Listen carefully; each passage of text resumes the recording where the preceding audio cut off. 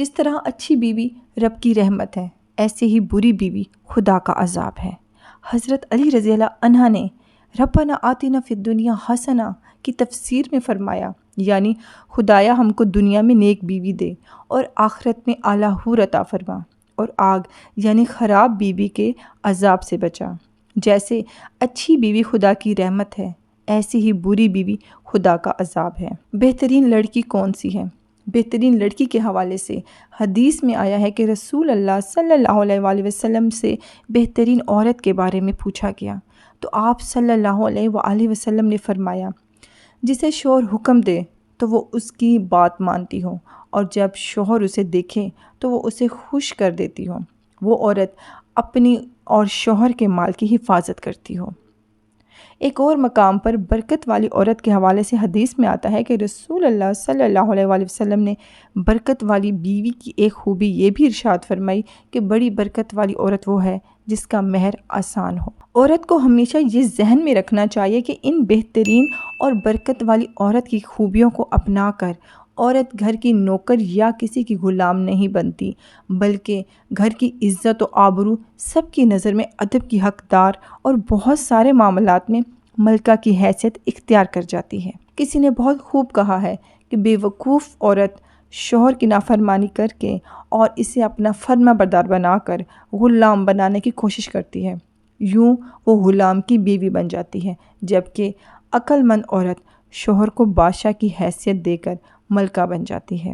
حضرت علی رضی اللہ عنہ کی خدمت میں ایک شخص آیا اور عرض کرنے لگا، یا علی، میں نے اپنی بیٹی کی شادی کروائی لیکن چند ہی ماہ میں وہ شادی ٹوٹ گئی۔ آج کل لوگوں کا پتہ نہیں چلتا، بظاہر تو بڑے اچھے لگتے ہیں لیکن رشتے کرنے کے بعد اصل چہرہ ظاہر ہو جاتا ہے۔ کیا کوئی ایسا عمل نہیں جس سے ہم شادی سے پہلے یہ دیکھ سکیں کہ یہ لڑکی یا لڑکا شادی کے قابل ہیں یا نہیں؟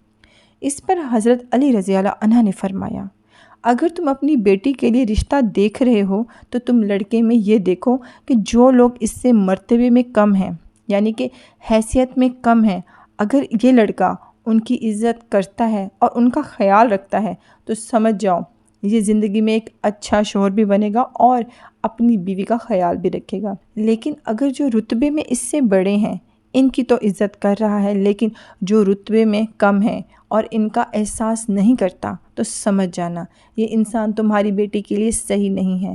اتنی ہی دیر میں دوسرا شخص اٹھا اور پوچھنے لگا، یا علی، ہم اپنے بیٹے کے لیے رشتہ دیکھیں تو کیسے پتہ چلے کہ کیا لڑکی ہمارے بیٹے کے لیے صحیح ہے یا نہیں؟ اس پر حضرت علی رضی اللہ عنہ نے بہت ہی خوبصورت جواب دیا۔ آپ نے فرمایا، جب اپنے بیٹے کے لیے رشتہ دیکھنے جاؤ تو لڑکی سے چند سوال ضرور پوچھو اور تھوڑی دیر گفتگو کرو۔ اگر لڑکی صرف اپنی خوبیاں بتا رہی ہے اور ہر بات پر صرف اپنی تعریف کر رہی ہے تو سمجھ جانا یہ لڑکی خود پسندی کے دلدل میں گرفتار ہے۔ یہ کبھی بھی لڑکی اپنے خاندان میں نہیں رہ سکے گی، یہ اپنے برابر کسی کو نہیں سمجھے گی۔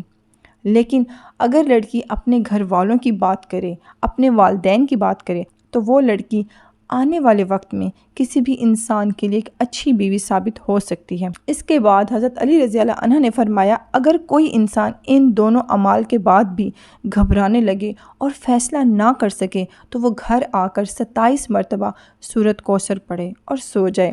اگر خواب میں خوشحالی یا وہ لڑکا اچھے لباس میں نظر آئے یا وہ لڑکی اچھے لباس میں نظر آئے تو وہ انسان سمجھ جائے کہ یہ رشتہ مبارک ثابت ہوگا۔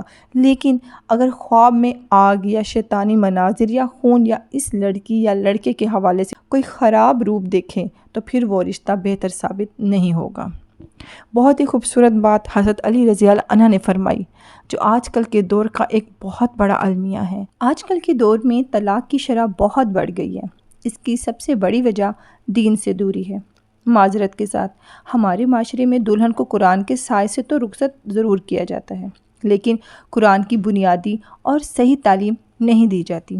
قرآن کو عربی زبان میں تو پڑھ لیا جاتا ہے لیکن اس کا ترجمہ اور تفسیر نہیں پڑھتے، جس سے ہم اللہ کے پیغام کو سمجھنے سے قاصر رہتے ہیں۔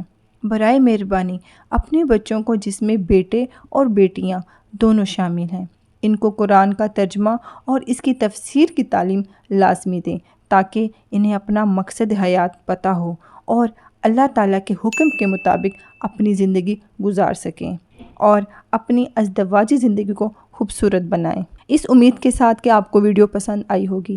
مزید اس طرح کی اچھی اور انفارمیٹیو ویڈیو دیکھنے کے لیے ہمارے چینل کو ضرور سبسکرائب کریں۔ اپنا رکھیں بہت سا خیال، ملتے ہیں بہت جلد ایک نیو انفارمیٹیو ویڈیو میں۔ اللہ حافظ۔